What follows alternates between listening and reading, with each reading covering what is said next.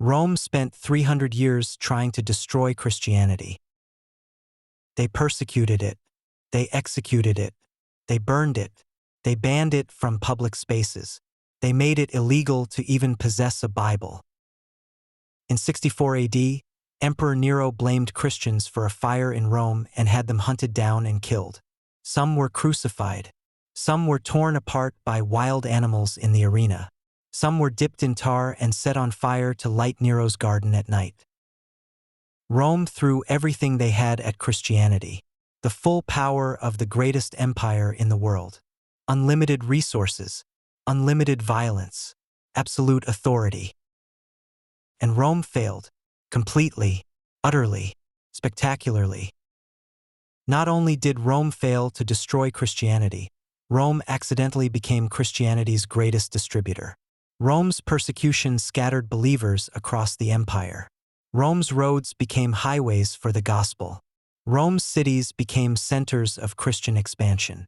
Rome's postal system delivered letters that built the Christian network. Rome built the exact infrastructure Christianity needed to conquer the world. Then Rome tried to destroy it. Every attempt to crush Christianity only spread it faster. This is the story of history's greatest irony. Rome's attempt to eliminate Christianity accidentally made Rome the most powerful force in Christianity's expansion. And it reveals something profound about how human opposition often strengthens what it opposes. How the things we try hardest to destroy sometimes become stronger because of our attempts to destroy them. This is how Rome accidentally spread Christianity across the world, and what that teaches us about opposition, resistance, and the power of committed communities. The Roman Empire's infrastructure. To understand how Rome accidentally spread Christianity, we first need to understand what Rome actually built. The Roman Empire at its height covered approximately 5 million square kilometers. It stretched from Britain to Iraq, from Germany to North Africa. It included 70 to 100 million people speaking dozens of languages. Holding this together required infrastructure that was, for its time, almost incomprehensibly advanced. Rome built over 250,000 miles of roads. These weren't dirt paths. They were engineered highways with multiple layers: sand, gravel, stones, paving stones on top. They had drainage systems. They had way stations every 20 to 30 kilometers where travelers could rest and change horses. These roads connected every major city in the empire. A person could travel from Rome to Britain or from Rome to Syria, following Roman roads almost the entire way. For the first time in history, long-distance travel was relatively fast and reliable. Rome also built cities, strategically placed cities with ports, markets, and administrative centers. These cities became trade hubs where merchants from across the empire gathered. Rome established a postal system called the cursus publicus. Government messengers could travel up to 50 kilometers a day on official business. Information moved across the empire faster than ever before. Rome had a military presence everywhere. Legions stationed in every province, connected by communication networks, coordinated by a central authority. Rome had trade networks. Merchants traveled regularly between cities, carrying goods and information. There was unprecedented economic integration across the empire. All of this, the roads, the cities, the postal system, the military infrastructure, the trade networks, was built by Rome to consolidate its power, to control its territory, to move troops quickly, to gather taxes efficiently, to maintain dominance over billions of people across multiple continents. But here's what's crucial to understand. This infrastructure didn't exist for any ideological purpose. Rome built it for power, control, and profit. Rome certainly didn't build it to spread a Jewish religious movement. Yet that's exactly what happened. Rome accidentally created the perfect infrastructure for Christianity to spread faster than any religion had ever spread before. Let's understand how this happened by following the Apostle Paul. Paul was one of the most strategic thinkers in early Christian history. He understood that to spread a message across an empire, you needed to use the empire's infrastructure. Paul's strategy was to travel to the major cities of the Roman Empire using Roman roads. He didn't try to evangelize the countryside. He targeted cities where the most people lived, where communication networks were strongest, where merchants gathered. He would arrive in a city, preach in the synagogue or the marketplace, establish a church, train local leaders, and then move to the next city. He traveled using Roman roads that someone had invested billions of resources building, but not for religious purposes. Paul traveled from Antioch to Galatia to Macedonia to Greece to Corinth to Ephesus to Rome. Each journey followed Roman roads. Each road had been built and maintained by Roman engineers using Roman taxpayer money. And here's the remarkable part. The faster Paul could travel, the more churches he could plant. The better the roads, the more effective his missionary work. Rome's infrastructure for military control became the infrastructure for Christian expansion. Paul's missionary journeys covered thousands of kilometers. On horseback or walking, following Roman roads, he established churches across the empire. Each journey became part of Christian scripture, documented in the book of Acts and in Paul's epistles. But Paul wasn't unique. Other early Christian missionaries also used Roman roads. They traveled the same highways, stayed at the same rest stations, followed the same routes that Roman traders used. What Rome built for military conquest became the highway system for religious conquest. And it wasn't just long-distance travel. The roads enabled local communication. Christians in one city could travel to nearby cities on Roman roads to strengthen connections between churches. Communities could gather together. Leadership could be coordinated across regions. Without Roman roads, Christianity would have remained isolated in pockets. With Roman roads, Christianity could build a connected network across an entire empire. Rome, completely unintentionally, built the infrastructure that would allow a minority religion to conquer the majority culture within 300 years. The cities, Christianity's urban strategy. Rome didn't just build roads. Rome built cities, strategically placed, well-organized cities that served as administrative and commercial centers. Early Christian missionaries understood something crucial. Cities were where change happened. Cities had more diversity, more exposure to new ideas, more people willing to try new things. Cities had slaves and freedmen who were excluded from traditional religion but attracted to Christianity's message of equality. Cities had wealthy merchants who could financially support the church. Cities had educated people who could read and interpret scripture. Cities had communication networks that could carry information to surrounding regions. Paul and other missionaries targeted cities. Not all cities, but the major ones. Corinth, Ephesus, Galatia, Thessalonica, Philippi, Rome itself. Each city Rome built became a potential center for Christian expansion. Rome invested in creating these urban centers to consolidate imperial control. But once they existed, they became ideal bases for Christian missionary work. Within a generation, nearly every major city in the empire had a Christian community. Not because Christians had some special ability to build cities, but because Rome had built the cities and Christians strategically occupied them. A person living in rural Galatia might never encounter Christianity directly, but a person living in Ephesus, a major city on the Mediterranean coast, was likely to encounter Christians. And from Ephesus, Christianity would spread outward to smaller towns and villages. Rome's urban infrastructure became Christianity's network of command centers. Think about it. Rome spent enormous resources planning cities, positioning them strategically, connecting them with roads and postal systems. Then Rome filled these cities with diverse populations: soldiers, merchants, slaves, craftspeople from all over the empire. This created the perfect petri dish for a new religion to spread. Diverse populations were more open to new ideas. Trade connections meant ideas traveled fast.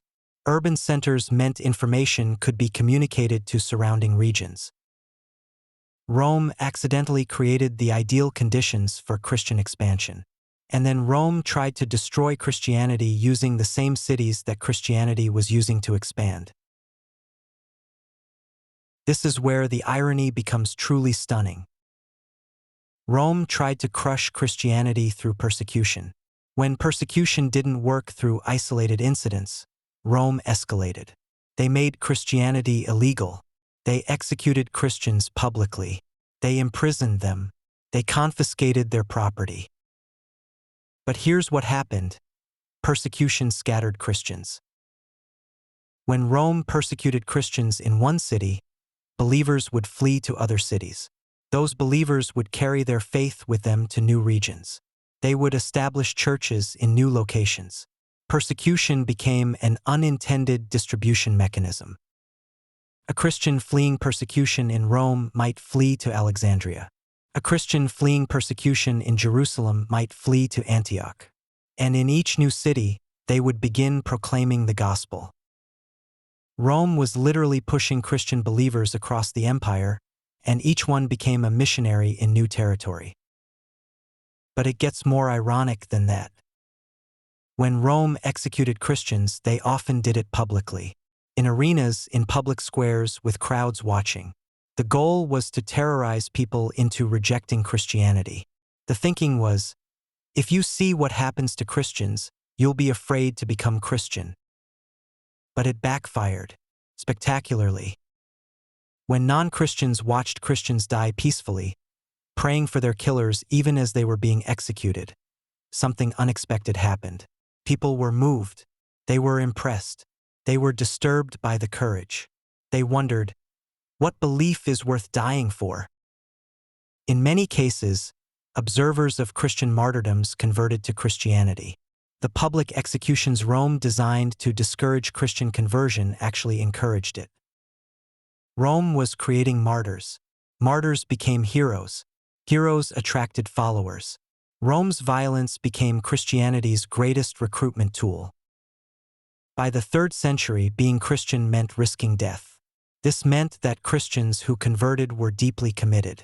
The half-committed had already fallen away. What remained was a core of true believers who would die rather than renounce their faith.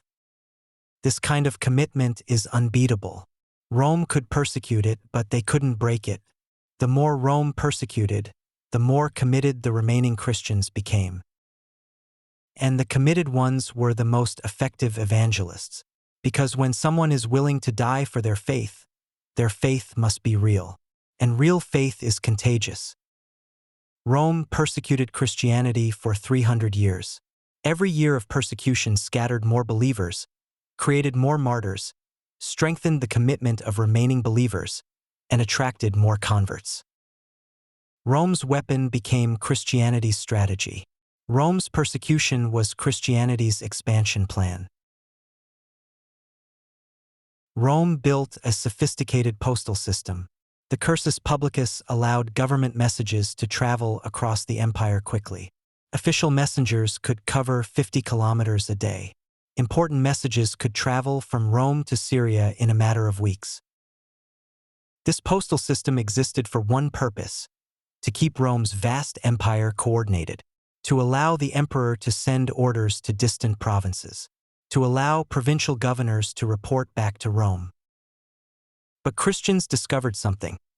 If you had a message you wanted to deliver reliably across distances, you could use Rome's communication infrastructure. Paul's letters, which we now call the Epistles of Paul, were delivered using Roman postal systems and Roman roads. These letters maintained connection between early Christian communities. They provided theological guidance. They built unity despite geographic separation. Without the Roman postal system, Paul's letters would have been extremely difficult to deliver. They might have been lost or delayed for months. Instead, they traveled on Roman roads with Roman messengers, reaching their destinations relatively quickly. These letters became scripture. They defined Christian theology. They built the theological foundation for the early church. Rome built a communication system to maintain imperial control. Christianity used that same system to build theological unity and maintain connection between distant churches. Rome's infrastructure for power became Christianity's infrastructure for organization. By the year 300, after 300 years of persecution, Rome faced an uncomfortable truth. Persecution didn't work. Christianity had grown from a tiny fringe movement to include millions of people across the empire. It had spread to every major city. It had established itself in every province. It had survived 3 centuries of official opposition. Rome had tried everything: execution, imprisonment, confiscation, public ridicule, legal prohibition. Nothing had worked. If anything, Christianity had grown stronger. Then, in 312 AD, something changed. Constantine had a vision before a crucial battle. He attributed his victory to the Christian God. He converted to Christianity. Constantine didn't invent Christianity's growth.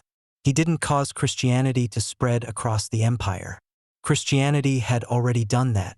Constantine just recognized what had already happened. Christianity had won. By the time Constantine converted, Christianity was already the most powerful religious and social force in the Roman Empire.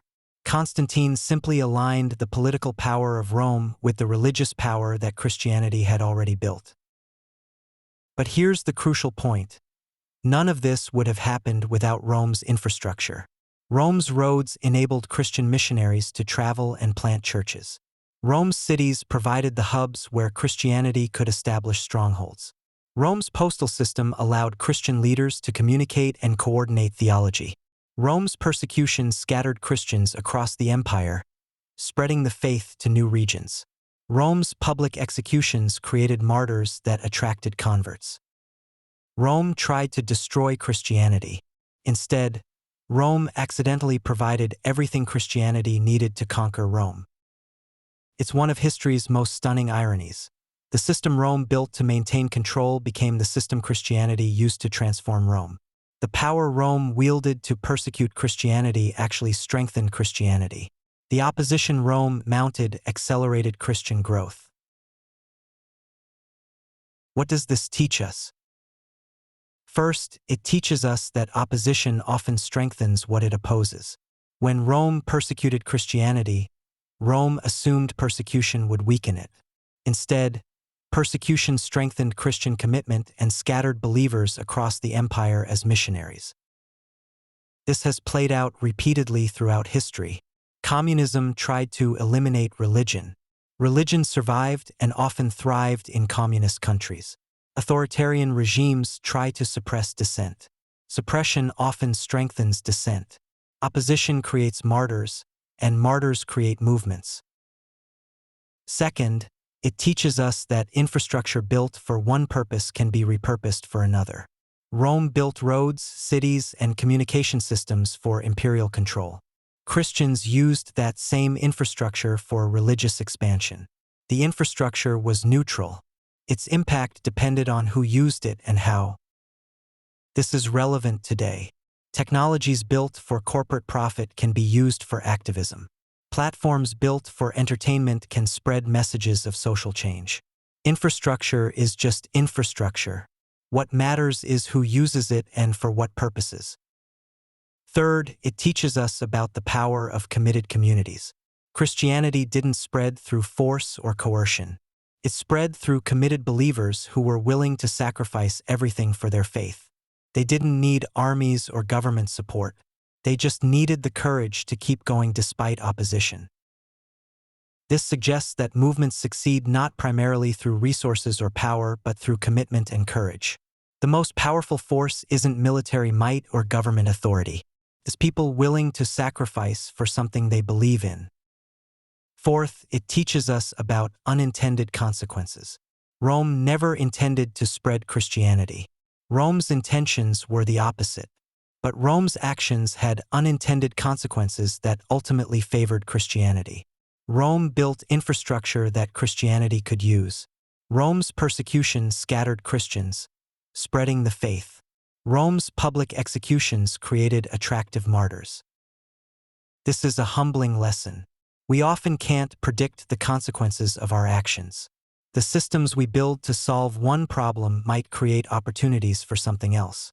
The opposition we mount might strengthen what we're trying to oppose. Rome intended to suppress Christianity. Instead, Rome did more to spread Christianity than any Christian missionary could have done deliberately. Rome accidentally became Christianity's greatest distributor. It's a stunning reminder that history is shaped not just by intentions but by unintended consequences, by ironic reversals, by the way human opposition often strengthens what it opposes. Christianity didn't conquer Rome because Rome failed to stop it. Christianity conquered Rome because Rome provided the infrastructure, the cities, the roads, the communication networks, and even the persecution that Christianity needed to expand. Rome built the structure of its own transformation, and Rome did it entirely by accident.